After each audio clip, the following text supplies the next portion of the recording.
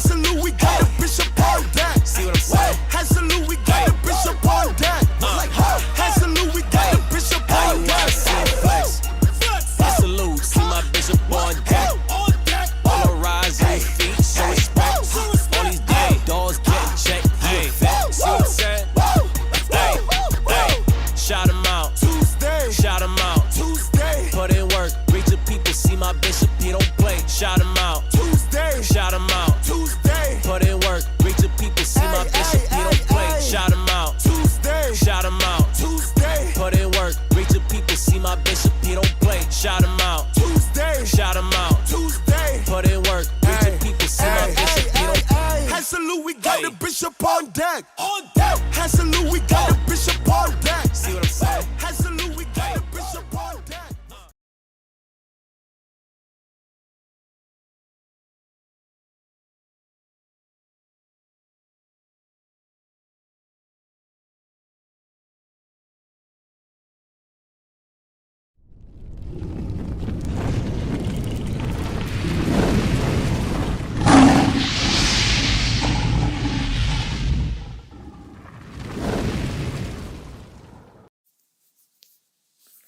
Shalom, brothers. Shalom, sisters. Bishop Nathaniel here. You know what day it is. That's right.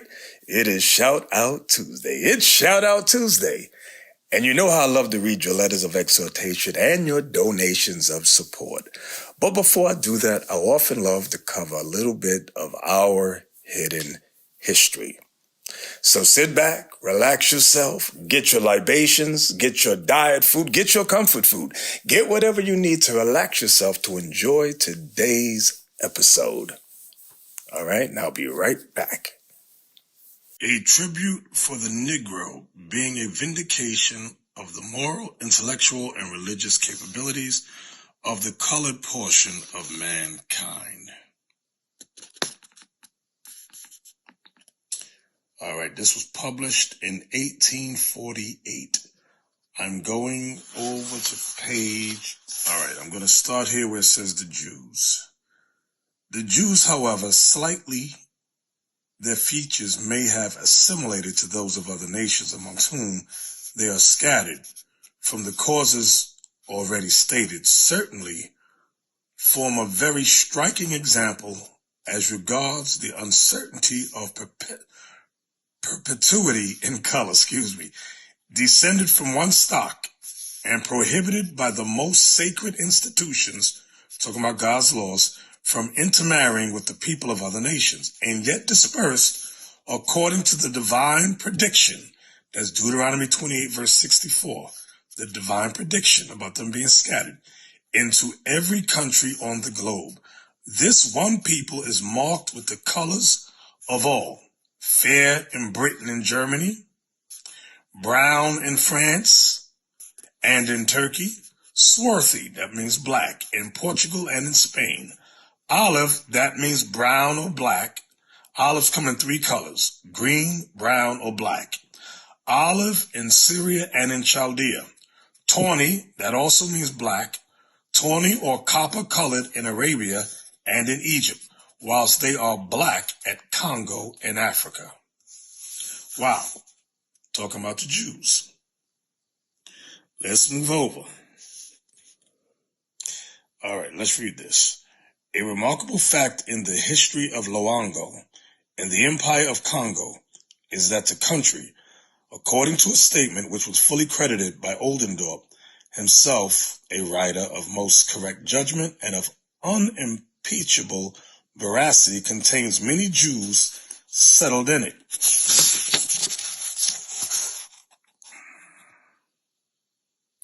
Who retain their religious rights and the distinct habits which keep them isolated from other nations. Though thus separate from the African population, they are black, talking about the Jews, and resemble the other Negroes in every respect as to physical character. It is probably in allusion to this case that Pennington in his textbook says, the descendants of a colony of Jews originally from Judea settled on the coast of Africa are black. See that? Talking about the Jews, a colony of Jews originally from Judea, settled on the coast of Africa are black. This was written in 1848. Wow.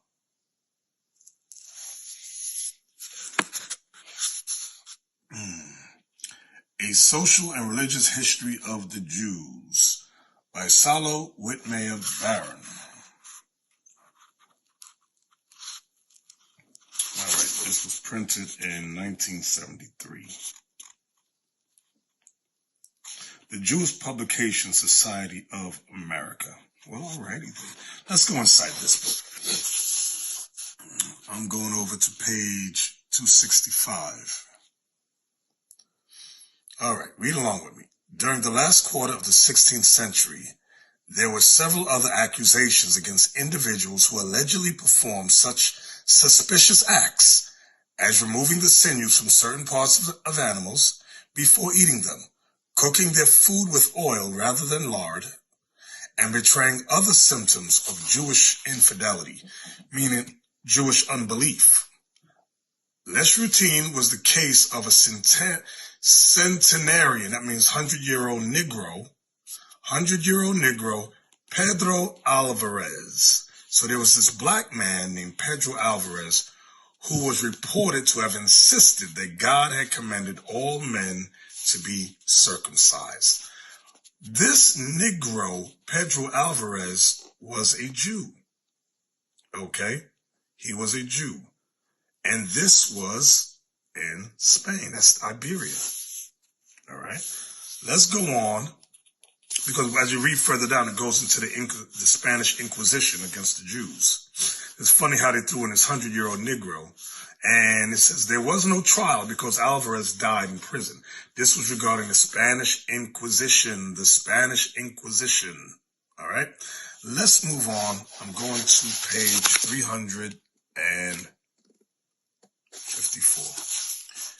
A new impetus to seek shelter in the unexplored dark continent, the dark continent is Africa, was given to Jewish refugees from the Iberian persecutions, from the Spanish persecutions after 1391, in the area around Tendirma, some 60 miles southwest of Timbuktu. That's in Africa.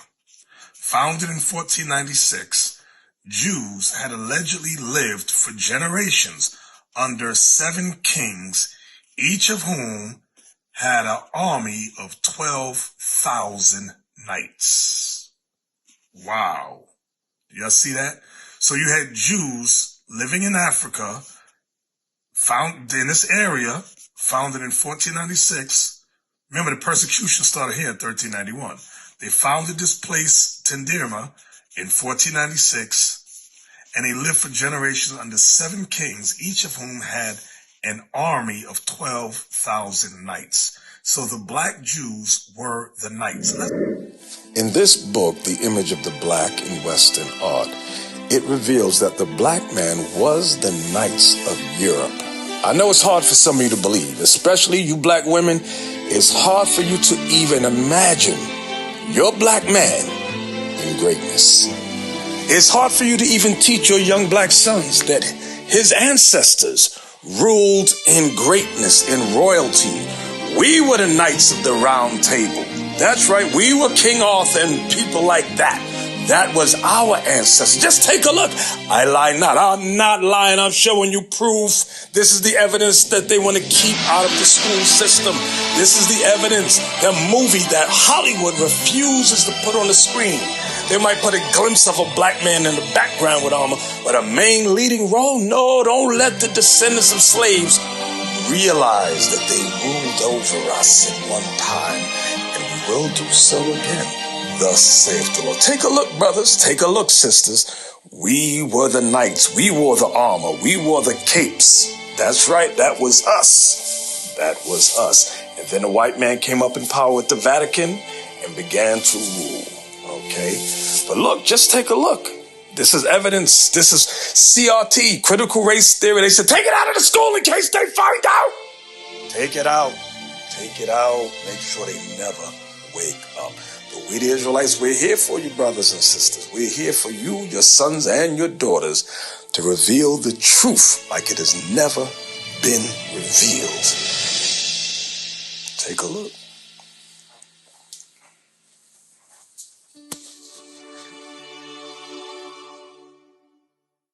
Let's not just stop there though. Let's go down. It has been suggested by no less an authority from Friedrich Ratzel that the island of Sao Tome, that's St. Thomas, that's on the west coast of Africa, discovered by the Portuguese in 1471 and subsequently used as a place of deportation for Jews unwilling to adopt baptism. You had many of the black Jews who refused to be baptized in a Roman Catholic Church under Christianity, which was nothing but white supremacy. We recall the forcible removal of Portuguese Jewish children to that locality in 1497. So these Portuguese Jewish children were removed to the island of St. Thomas, okay? May have been instrumental in the settlement of many Jews in the neighboring West African lands. Do y'all see this? Do y'all see this? Do you understand? Let's read it again. It has been suggested by no less an authority from Friedrich Ratzel that the island of Sao Tome, St. Thomas, that's on the west coast of Africa, discovered by the Portuguese in 1471 and subsequently used as a place of deportation for Jews unwilling to adopt baptism, we recall the forcible removal of Portuguese Jewish children to that locality in 1497 may have been instrumental in the settlement of many Jews in the neighboring West African lands. Wow. Wow. All right. Look at this. These tenuous lines of investigation have been pursued mainly by anthropologists who have looked for patterns of thought and behavior reminiscent of those known among Jews and found among various African tribes and their descendants transplanted. Let me zoom in. Let me just zoom in right there a little better. Known among Jews and found among various African tribes and their descendants transplanted to the New World. The New World is the United States of America and the Caribbean islands. Okay, that's the New World. So you had Jews from among various African tribes transplanted to the New World. Okay, representative of that school of thought is Joseph J. Williams, whose work on Hebrewisms in West Africa still is a major source of information, both substantive and speculative, beginning with the study of Ashanti descendants living in Jamaica. Williams writes, this is what he writes, in the first place, many Hebrewisms were discovered in the Ashanti tribal customs. Then several Ashanti words were found to have a striking resemblance to those of equivalent Hebrew meaning. Finally, the supreme being of the Ashanti gave strong indication of being the Yahweh of the Old Testament. I was taught the pronunciation is Yahweh, but we know it's talking about the same God of the Old Testament in the Bible, of the entire Bible, as a matter of fact. Look at this. Of course, since these descendants of Ashanti tribesmen lived alongside of, sometimes of the very households of, Jamaican Jews, the origin of such contacts in the Ashanti's original African habitat can no longer be ascertained, meaning they lost that history. General History of Africa, editor B.A. Ogot. I'm on page 67. I'm going down right here to this paragraph. Africans also settled along parts of the Malabar coast during the 17th and 18th centuries. These were black Jews. Let's read that again. Africans also settled along parts of the Malabar coast during the 17th and 18th centuries. These were black Jews, descendants of African slaves who had left Cochin and Kerala in southern India to come and settle on that coast. Most became domestics and intermarried with local inhabitants and other Jews. What I want you to see is that the Africans who settled along Malabar were black Jews, descendants of African slaves. All right, brothers, all right, sisters, you saw it for yourself, didn't you? You saw it for yourself. That was so good, I almost got tongue-tied there. But hey, let's now take a look at the news at what former President Trump, who may soon be your next president of the United States of America, wants to bring into play in this country. Don't say I didn't warn you. Don't say I didn't warn you. Let's take a look, take a listen, and I'll be right back with my commentary. I'm going to read from this Rolling Stones article. Trump plans to bring back firing squads, group executions, if he retakes White House. The ex-president wants to expand the use of the death penalty and expand the federal government's option for carrying out death sentences. What kind of a country do we want to be? What do you think of firing squads? That's the question Donald Trump repeatedly asked some close associates in the run-up to the 2024 presidential campaign. 3 people familiar with the situation tell Rolling Stone. It's not an idle inquiry. The former president, if reelected, is still committed to expanding the use of the federal death penalty and bringing back banned methods of execution, the sources say. He has even, one of the sources recounts, mused about televising footage of executions, including showing condemned prisoners in the final moments of their lives. This is medieval. This is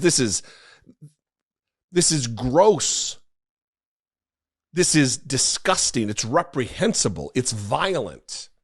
It is retribution for retribution's sake. It's also hypocritical that a man who claims to be the law and order guy, who's been involved in countless crimes, from obstruction of justice to insurrection against the United States, that he would say, yeah, we want the most radical punishment for people who commit crimes. The death penalty, group executions. Specifically, Trump has talked about bringing back death by firing squad, by hanging, and according to 2 of the sources, possibly even by guillotine. He has also, sources say, discussed group executions. Trump has floated these ideas while discussing planned campaign rhetoric and policy desires, as well as his disdain for President Biden's approach to crime.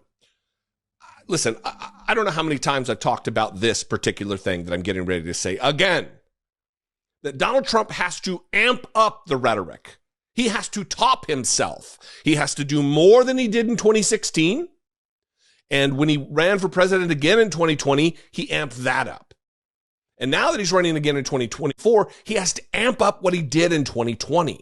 It's just an escalation of cruelty, an escalation of unconstitutional, a disregard for the document and the ideas that Republicans claim to revere, they claim to stand for. In at least one instance last year, according to the third source, who has direct knowledge of the matter, Trump privately mused about the possibility of creating a flashy, government-backed video ad campaign that would accompany a federal revival of these execution methods. In Trump's vision, these videos would include footage from these new executions, if not from the exact moments of death. Quote, the ex-president believes this would help put the fear of God into violent criminals, the source said. He wanted to do some of these things when he was in office, but for whatever reason, didn't have the chance. A Trump spokesman, likely Taylor Budowich, denies Trump has mused about a video ad campaign, quote, more ridiculous and fake news from idiots who have no idea what they're talking about, the spokesman writes in an email. Either these people are fabricating lies out of thin air, or Rolling Stone is allowing themselves to be duped by these morons. Every time, I mean, listen, name a time that they denied something that ended up being that they were correct, that the denial was correct and the reporting was wrong. Name me reporting that was wrong that Donald Trump denied. I challenge you to do that. Every time they deny something as fake news, and the more aggressively that they push back on it, it just solidifies how accurate it is. Does this seem off the mark for Donald Trump? Does this seem out of character for Donald Trump? Come on. All right, brothers. All right, sisters. You saw it for yourself. You heard it for yourself. And if you want to get the Rolling Stone magazine, you can download it. It's online. You can read it for yourself, just to verify if you want to. I know some of you are unbelievers. But anyway, beheading is not new. It's not new. It's been around for a long, long time. They just stopped it in the United States of America. But what we're going to do is go through the scriptures and take a look at what it says. Actually, beheading was not a custom in America. It was lynching, right. And what was that other one? The electric chair. They would put you in the electric chair. Then they more recently, for capital punishment, would use death by injection. Greece and Rome used beheading, so did Japan, and so did France. And so did many other European countries during the Middle Ages. All right? But what I want to do is get into the scriptures on it, and let's go to Mark 6 regarding John the Baptist. Mark chapter 6, and we are going to start at verse 17, all right? Let's see. I'll start at 17. For Herod himself had sent forth and laid hold upon John and bound him in prison for Herodias' sake, his brother Philip's wife, for he had married her. Now, when you look up Herod was an Idumean. Okay? Herod was an Idumean, meaning an Edomite, a Caucasian. So was Herodias, as well as Herod's brother Philip. So the problem here was that Herod had married Philip's wife, Herodias. Then verse 18, watch this. For John had said unto Herod, it is not lawful for thee to have thy brother's wife. You see that? So that's adultery. You couldn't marry your brother's wife unless the brother was dead. Okay, I hope everybody understand that. You can read about that bear with me a second, in Deuteronomy chapter 25, verse 5 and 6. It tells you if your brother dies and he had a wife with no children, his next of kin, his brother, had to marry her. That was God's law. Okay, so John was correcting Herod and his adulterous wife, because that's what she was, a hoe, an adulterous white woman, regarding God's law. Because Herod's whole line had adopted God's laws. They were Jewish converts. I hope everybody understands what I'm saying. They were Jewish converts, or let me word it this way. They were Edomites that converted to becoming Jewish. Jewish meaning not the original, but converts, something that pertains to. I hope everybody got that now, right? All right, so let's read verse 17 again. For Herod himself had sent forth and laid hold upon John and bound him in prison for Herodias' sake, because she was so upset. The hoe was mad. His brother Philip's wife, for he had married her. For John had said unto Herod, it is not lawful for thee to have thy brother's wife. Therefore Herodias had a quarrel against him and would have killed him, but she could not. Okay? She needed a reason. Okay, she was looking for a reason to kill John, a good reason. So now when you jump down to verse 27, let me look at it. Let me look. Right, I'll start at 27 just to get to the point. John got arrested. John did get arrested for correcting Herod and his adulterous wife. But now let's get down to verse 27. And immediately the king sent an executioner and commanded his head to be brought. And he went and beheaded him in the prison, and brought his head in a charger and gave it to the damsel, because the damsel was her daughter, Herodias' daughter. She danced, she did such a dance. Her name was Salome, or Solome, however you pronounce it. And the dance was so erotic, so good, Herod promised Herodias anything she wanted. Okay, promised her Salome anything she wanted. And she went and consulted with her mother. Her mother said, "You tell him you want John the Baptist's head." So that's why he had to go and cut John the Baptist's head off. Everybody got that? I hope everybody got that. Y'all with me? I just jumped around for time's sake. Okay.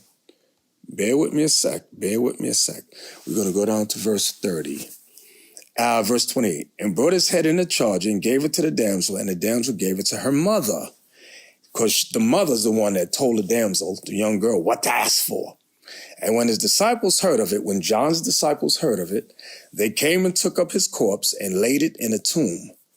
And the apostles gathered themselves together unto Jesus and told him all things, both what they had done and what they had taught. You see that? So that's some crazy stuff right there. Okay. Now from there, let's go to Matthew 11 and verse 1. Let me show you the mindset of John the Baptist and what happened while he was imprisoned. Verse 1, and it came to pass when Jesus had made an end of commanding his disciples, his 12 disciples, he departed thence to teach and to preach in his cities. Verse 2, now when John had heard in the prison, remember he was in prison because of what he said to Herod and his wife Herodias, who was the wife of Philip. Verse 2, now when John had heard in the prison the works of Christ, he sent 2 of his disciples and said unto him, art thou he that should come, or do we look for another? Jesus answered and said unto them, go and show John again those things which ye do hear and see. The blind receive their sight, and the lame walk. The lepers are cleansed, and the deaf hear. The dead are raised up, and the poor have the gospel preached unto them. And blessed is he whosoever shall not be offended in me. So why did Christ say that to John? Because John thought that Christ was going to deliver him out of prison and set up New Jerusalem. John thought that was the time. That's why that bottom part in verse 6, and blessed is he whosoever shall not be offended in me, because that was not the time to set up the kingdom. Everybody understand that? Does everyone understand that? That's why John was like, do we need to look for another? Because he knew he was going to get killed. And that's exactly what happened. John the Baptist was beheaded. Let's go to Matthew chapter 14 and verse 10. Just to reiterate. And he sent and beheaded John in the prison. And his head was brought in a charger and given to the damsel, and she brought it to her mother. Y'all see that? Y'all see what's going on here? Okay. So John got his head cut off. He got beheaded. Now, you may think that that's old time. It could never come back to America, right? Okay. One never knows, do one. Let's go to Let's go to Revelation 6 and verse 8. And it reads, and I looked, and behold, a pale horse, and his name that sat on him was Death, and hell followed with him.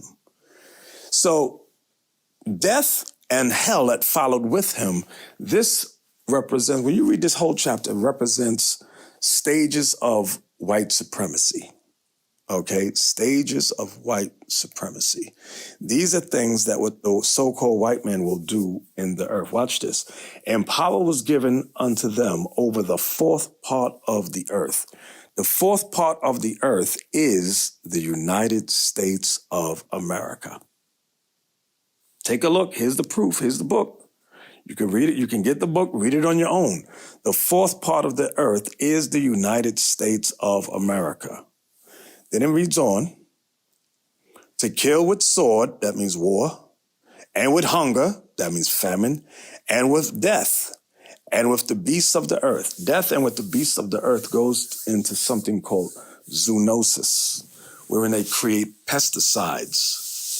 Okay, the death can be anything from weaponized food. I am the lab science director. I know a thing or two about food science.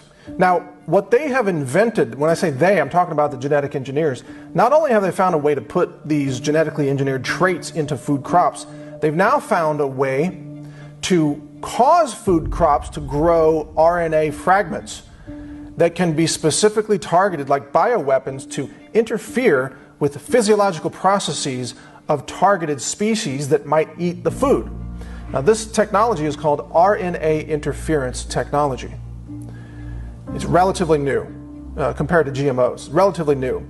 It's being touted now as a technology to eliminate the use of pesticides, because what they're saying is they can cause a corn crop to grow RNA fragments that will kill the insects that eat the corn without having to use pesticides like toxic chemicals that overload the insect nervous system and kill it from nervous system breakdown and so on. This RNA interference technology is a pesticide technology, but it doesn't rely on pesticide chemicals. It relies on RNA fragments in the food.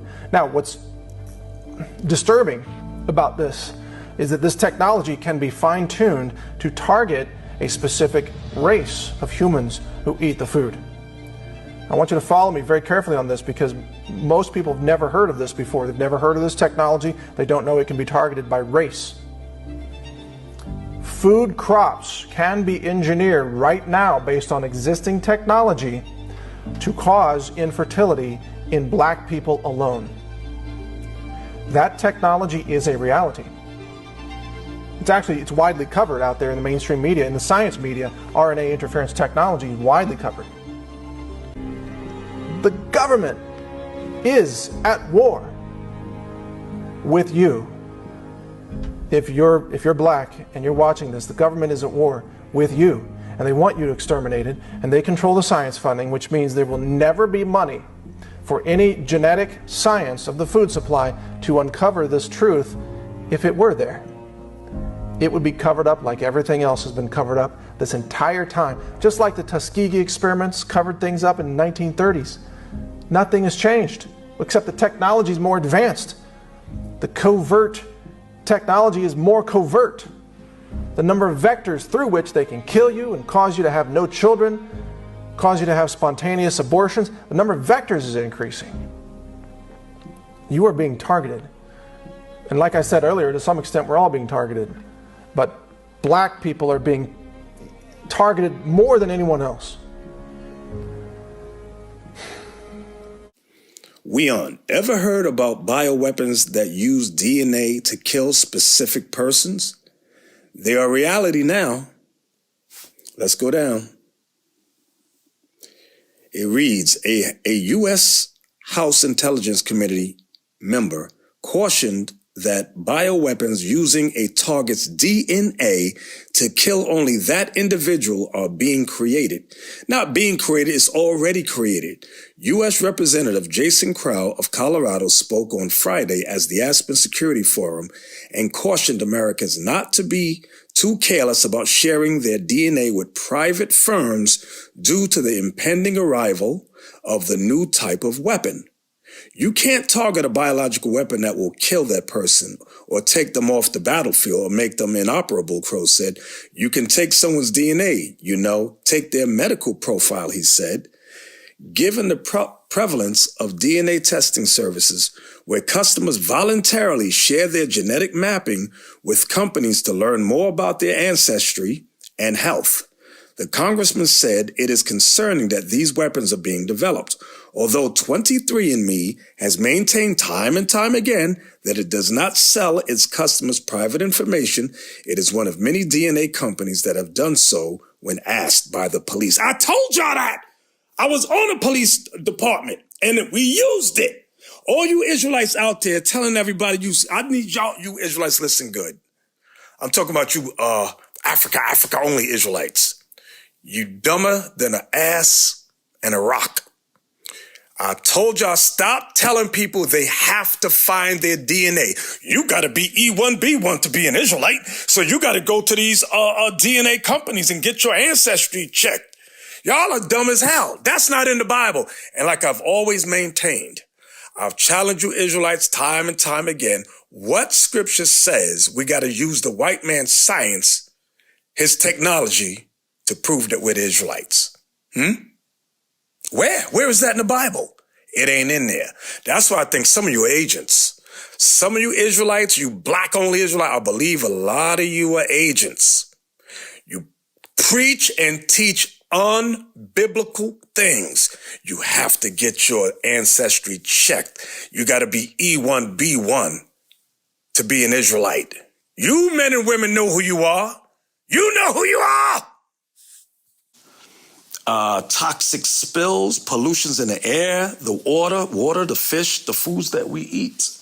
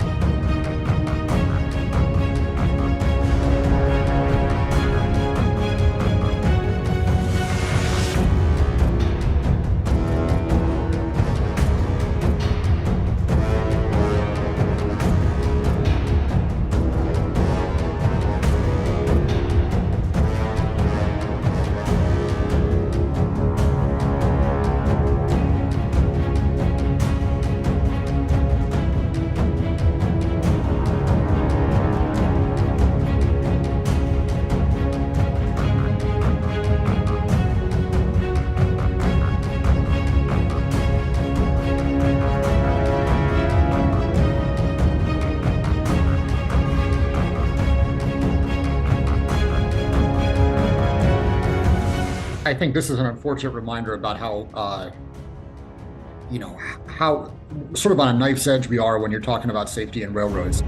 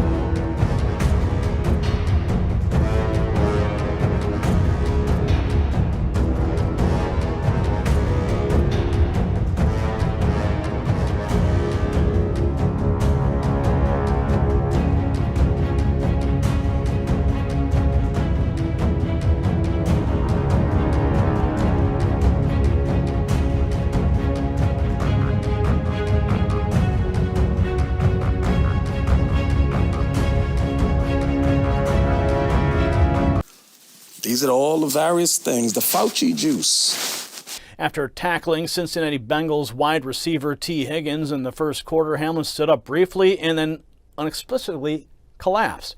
During his Good Morning America interview with Michael Strahan, Hamlin's 9-second silence following the question about what doctors told him was unmistakable. The conversation took an eerie turn as viewers wondered why he hesitated to respond and whether or not he was purposely avoiding a direct answer. Watch. From the ICU, the question on so many minds, what caused his heart to stop beating? You're 24, peak physical condition, could run circles around me right now. How did doctors describe what happened to you?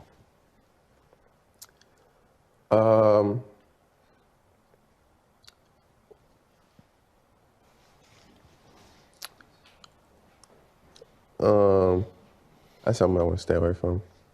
I know from my experience at NFL, they do more tests than anything. And in the course of you having your physical, did anybody ever come back with any, say you had a heart issue or anything that was abnormal? Honestly, no. I've always been a healthy, young, fit, energetic, human being, let alone athlete. So it was something that was just, that we still processing, and I'm still talking through with my doctors just to see what everything is. Although we can only speculate his reason for not answering right away, it's clear that with such a spotlight on him and such an important topic at hand, it's necessary for Hamlin to provide an explanation while the eyes of the world are upon him. Whatever happened to him could either be a warning sign to others or may even save lives if he speaks out, regardless of if it was related or unrelated to the controversial vaccine. Silence in the situation implies complicity, no matter what the truth may be. Okay, let's read down to verse 11. And when they had opened the fifth seal, I saw under the altar the souls of them that were slain for the word of God and for the testimony which they held. And they cried with a loud voice, saying, How long, O Lord, holy and true, dost thou not judge and avenge our blood on them that dwell on the earth? Verse 11, and white robes were given unto every one of them. And it was said unto them that they should rest yet for a little season, unto their fellow servants also and their brethren that should be killed as they were, should be fulfilled. So the rest of the Israelite prophets and saints, a remnant needs to be slain, killed, beheaded.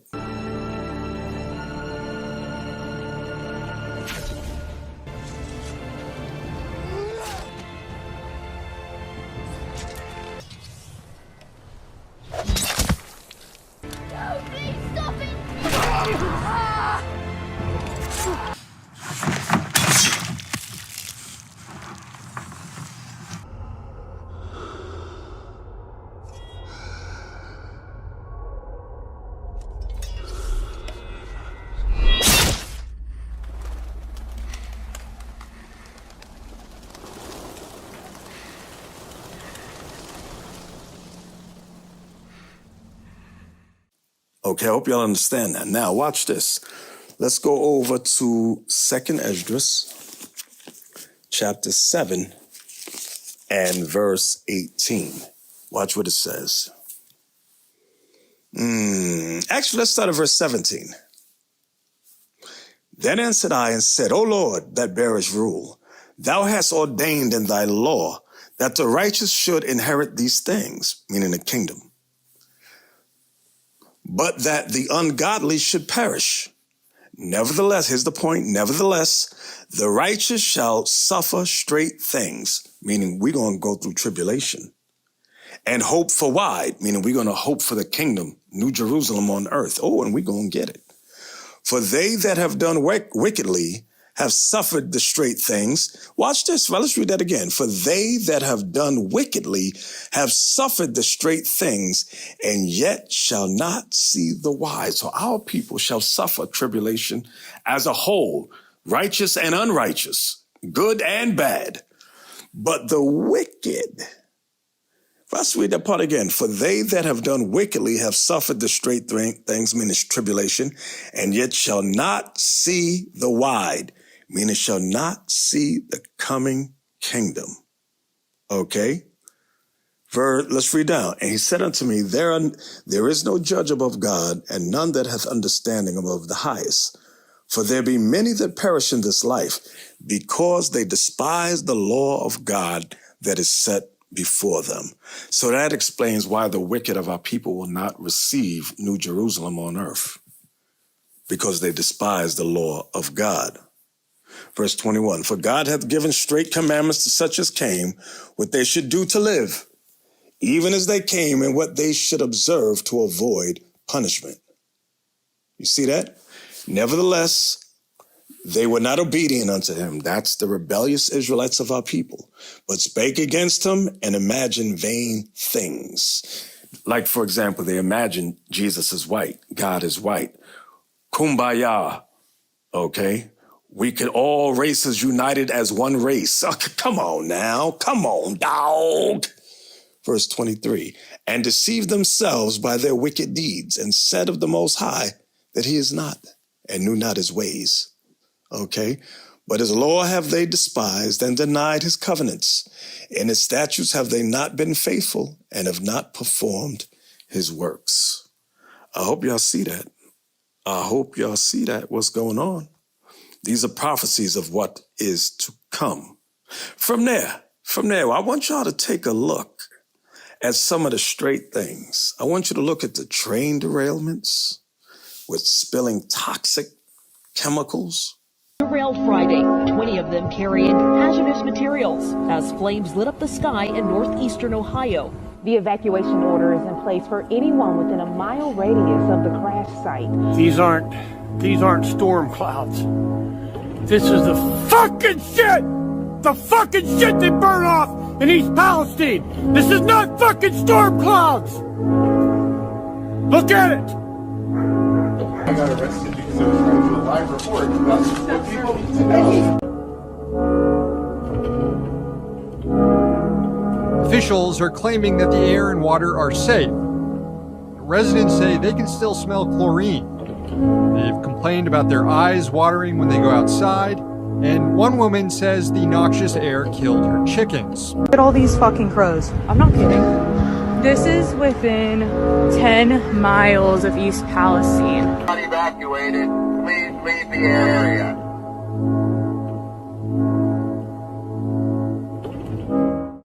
Hey family, I hope everybody's having a blessed morning. I'm gonna say my little piece here on these derails. I operated a shuttle wagon and worked with rail cars for over 6 years, and I know a lot about them. I just think it's weird that 3 derails have happened in America in the past 2 weeks, and not little derails. What you got to understand is the derail that happened in Ohio, 50 rail cars came off the tracks. The derail that happened in South Carolina that just happened, 25 rail cars came off the tracks. The derail that just happened in Texas, 15 rail cars came off the tracks. That's not a little derail. That is major derails. Now, the one that happened in Ohio, what you have to understand about chemical rail cars is you got 2 different types of chemical rail cars. You got the tankers and you got the box styles. The tankers, the chemical comes out, they unload it from the top. The box styles, they unload those from the bottom. Those chemical rail cars are anywhere from 40 to 60 feet long. They hold anywhere from 15 to 30,000 gallons of chemicals. Do you know how many gallons of chemicals that is potentially in the Ohio River? You have 50 rail cars derail. Let's just say 40 of them flipped over and the chemical came out. You've got potentially almost 1 million gallons of chemicals that is in our atmosphere and in our river system. And the reason I'm making this is, please share this. We need answers. I have family in West Virginia. That Ohio River goes down to West Virginia.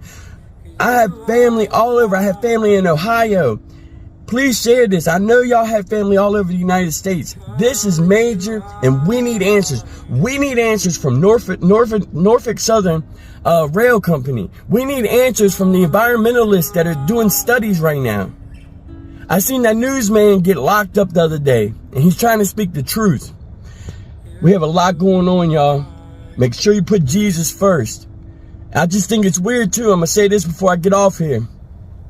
In North Carolina last night, there's a major fire in Raleigh, North Carolina. And guess what was burning? Railroad ties. Railroad ties was burning in North Carolina last night. Listen, right now, there's nothing more important than to put your salvation first and to put Jesus Christ first. There's a lot going on in this world. There's a lot going on in this nation. Put God first. I hope y'all have a blessed day. God bless.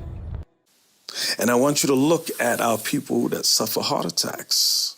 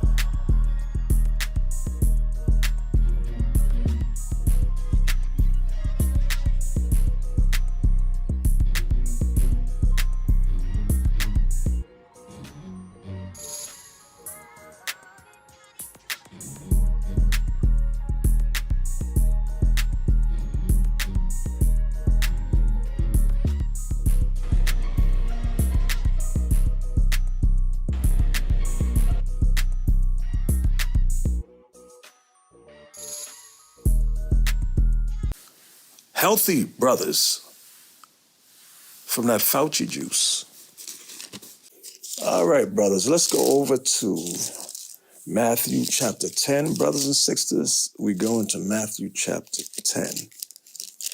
And we're going to start at verse 16. This is what Christ said. Behold, I send you forth. He's saying this to the teachers, to the prophets. Behold, I send you forth as sheep in the midst of wolves. Be therefore wise as serpents and harmless as doves. Meaning we're not to go out and try to hurt and harm anyone. We must be wise as serpents and harmless as doves. Okay? I hope everybody sees that. Watch this. Verse 17. But beware of men, for they will deliver you up to the councils, and they will scourge you in their synagogues. So that, you know what that's talking about? That's going into these black preachers and their white counterparts and these Jewish converts. Let's read that again. But beware of men, for they will deliver you up to the councils, and they will scourge you in their synagogues. And ye shall be brought before governors and kings for my sake, for a testimony against them, against the wicked Israelites and the Gentiles. That's the other nations. Y'all see that? Let's read on. But when they deliver you up, take no thought how or what ye shall speak. For it shall be given you in that same hour what ye shall speak. For it is not ye that speak, but the Spirit of your Father which speaketh in you. And a brother shall deliver up the brother to death, because some of your brothers will not believe this truth. And the father the child, some of your fathers don't believe this truth. And they will deliver you up to be persecuted. And the child shall rise up against their parents. Some of your children don't believe this truth, and cause them to be put to death. Do y'all see that right there? Do y'all see that right there? And ye shall be hated of all men for my name's sake, but he that endureth to the end shall be saved. This is why the ADL and the SPLC is doing a mass movement to change laws and legislations so that teaching the Bible, the truth that we bring out, is now considered hate speech. We will soon be arrested, imprisoned, persecuted, questioned, tortured, and killed. This is the prophecy of thus saith the Lord. Okay, from there, let's go to Revelation chapter 20. And let's read verse 4. As the kingdom is about to come. Watch this, verse 4. And I saw thrones, and they that sat upon them, and judgment was given unto them. And I saw the souls of them that were beheaded for the witness of Jesus, and for the word of God, and which had not worshipped the beast, meaning that's the white man, America, neither his image, his white image of Jesus, neither had received his mark upon their foreheads. We rejected their sin in all forms, whether it's politics or religion. We reject it. Or in their hands, we don't support it. And they lived and reigned with Christ 1,000 years. Y'all see that? The righteous, the elect, that make it through this coming tribulation shall reign with Christ. That's the 144. 1,000 years. Verse 5. But the rest of the dead lived not again until the 1,000 years were finished. This is the first resurrection. What does that mean? Those rebellious Israelites that we were reading about in 2nd Ezra 7, verse 18, Matthew 10, those wicked Israelites will not live again until the 1,000 years is over. The 1,000-year reign with the righteous Israelites shall be over, and then they shall come back.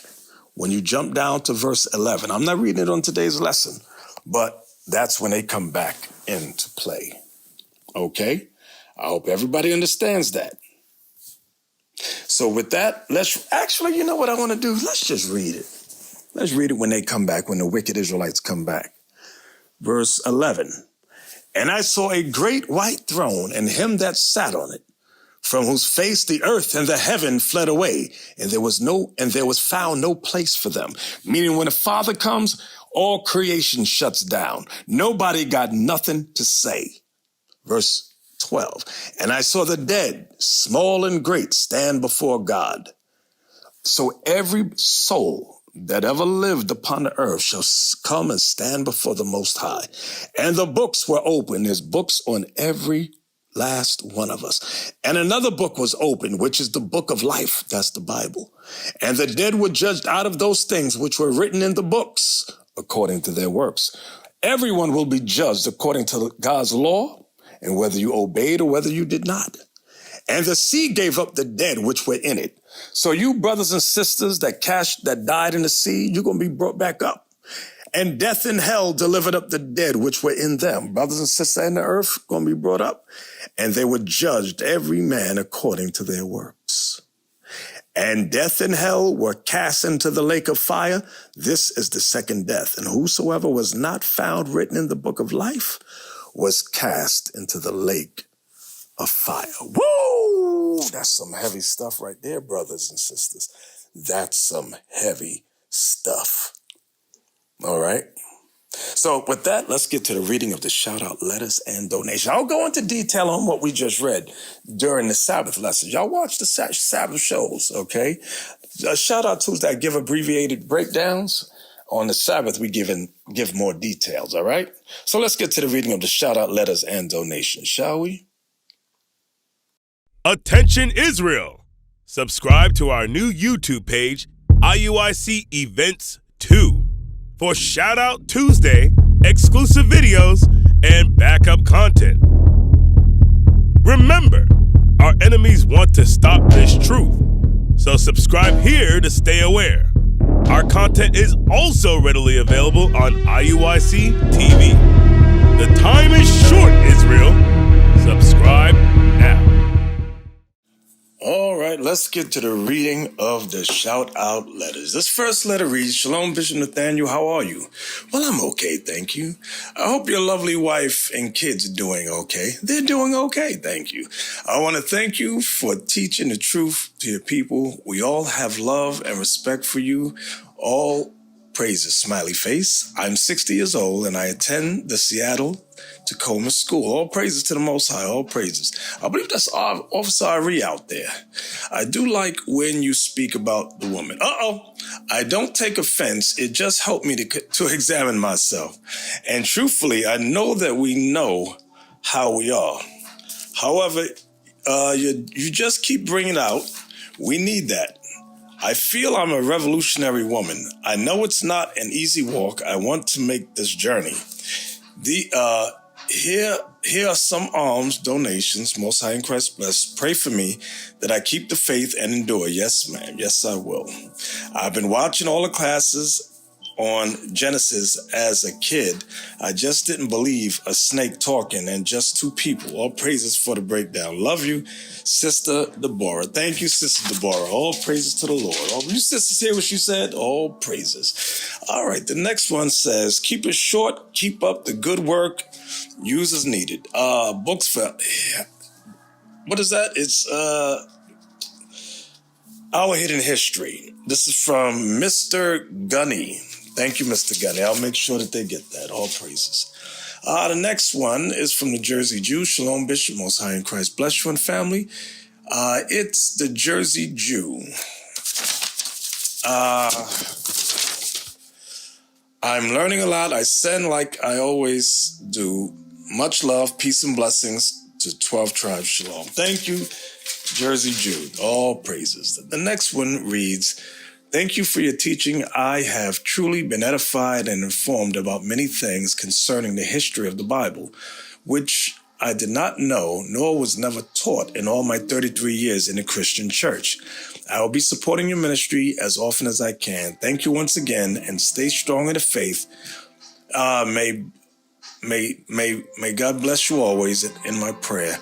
May E.W. of Glendale Heights, Illinois. Thank you, May. Thank you, Sister May. All praises. All right, the next one reads, Shalom, Bishop Nathaniel, Most High, in the name of Christ, bless you and your house.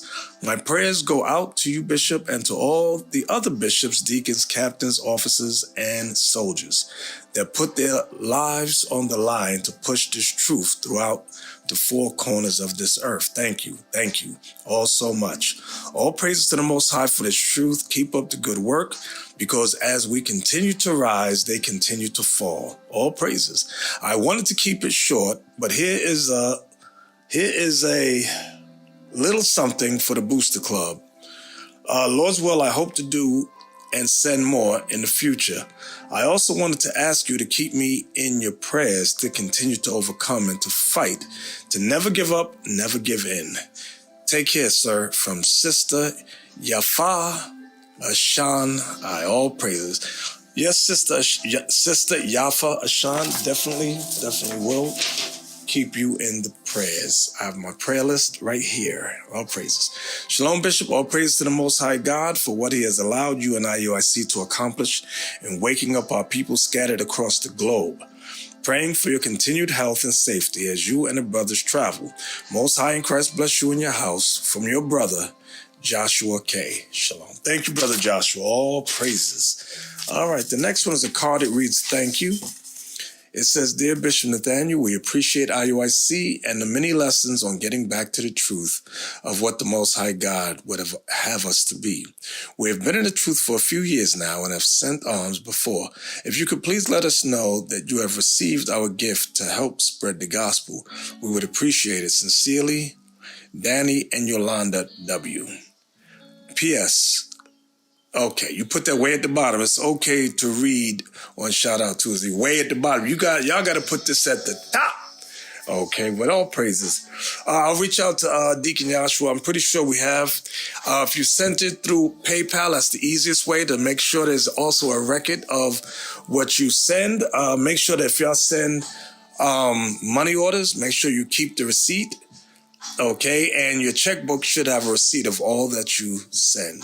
All right, all praises. All right, the next one reads, to Bishop, I enjoy Shout Out Tuesday. Please accept the alms to be used wherever it might be needed. I am a new converted Christian who was in the church for a long time, who too have been misled and not discovering my true heritage.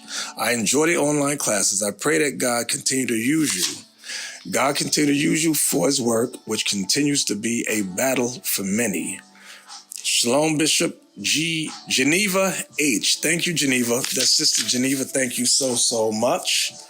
All right, the next one says, Dear Bishop Nathaniel, just writing, you hoping that you are feeling a lot better, sir. My favorite Bible verse is Ecclesiasticus chapter 4, verse 28. Strive for the truth unto death. You got that right.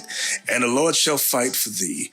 Bishop, the Lord will fight for you and me. Love your little brother. Sincerely yours, Joel Ben I. All praises of the Detroit camp from Michigan. All praises. That shout out to Joel and the Detroit camp. That's Captain Ezra. All praises, all praises. The next one reads, to Bishop Nathaniel and all leadership. I love IOC and look forward to visiting and or joining your organization soon, if the Lord will. I wish I could donate much more, but I will start with the Booster Club. May the Most High continue to give you all health and strength, and may the Lord's angels continue to encamp around you. With an abundance of love, Sister Hadassah. Thank you, Sister Hadassah. All praises, all praises. All right, the next letter reads, it says, Bishop Nathaniel, my name is Raleigh M. Raleigh M. I've been listening to you for 4 months, and I haven't even heard the great Geno Jennings speak on the 12 tribes of Israel like IUIC. God bless y'all and teach in the tribes the way Christian churches don't, especially men of 1950 and back that lied to me. I'm 58. I pray IUIC continues the preaching of the truth of God and especially his 12 tribes of Israel. God bless us all. Raleigh M. Thank you, Raleigh. Hey, these Christian pastors don't know about the 12 tribes. We try to sit down and talk with them to bring us all on one accord, but they fight. They want that grant money from the government. They can't get. Christ said, what shall it profit a man if he gain the whole world but lose his soul? I guess Geno Jennings doesn't know about that. All right. But he's our brother. We love him. We pray for him. All right. The next letter reads, Dear Bishop Nathaniel, this is my second letter to you. And I know you read so many. You may not remember, but keep praying for me and my family. My marriage issues, pray that God will help us get over the shame we have and start congregating. Please don't read my name out loud in case this letter makes it to Shout Out Tuesday. All right, I got that part. I also ask about my granddaughter's issues. She is only 4 and still misbehaving at school due to lack of discipline on parents' fault. My husband and his oldest son relationship is strained. Pray they reconcile and that we get built up in this truth. Yes, I will definitely pray for your household. Definitely. Lord have mercy. All right.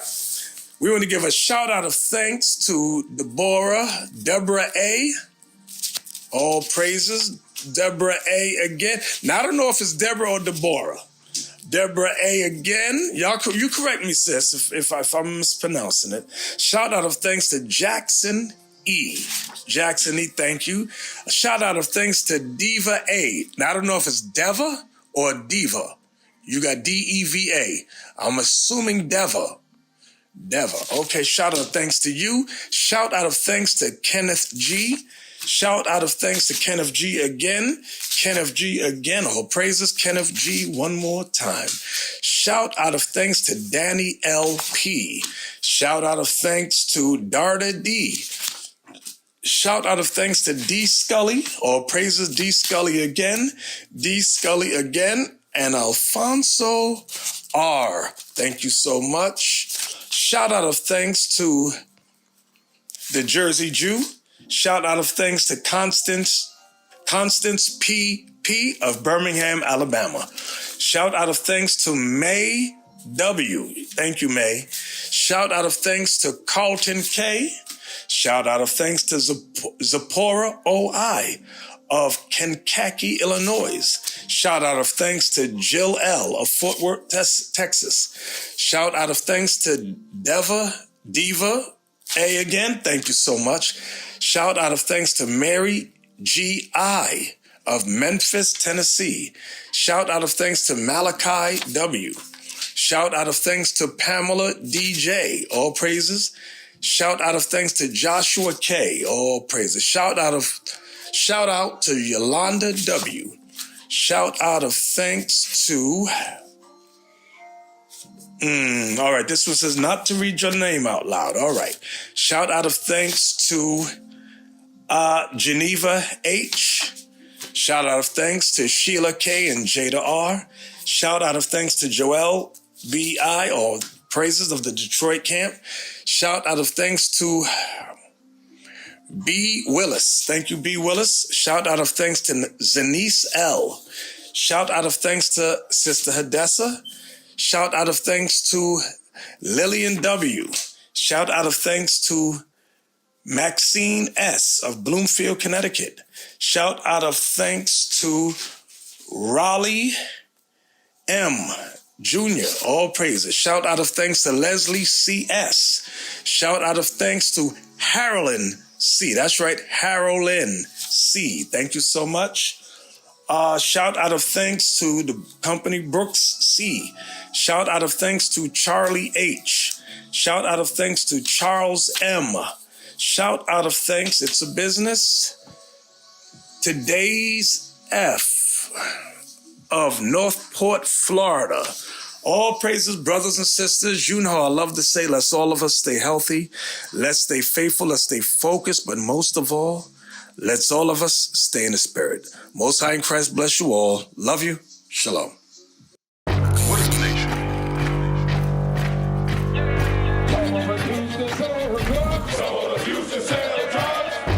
Nation is men leading by example.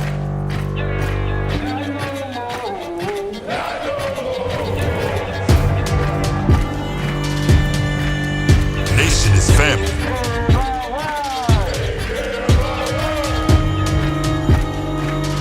Nation is community.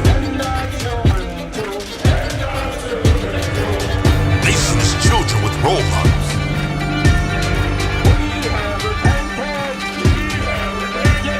Nation is unity.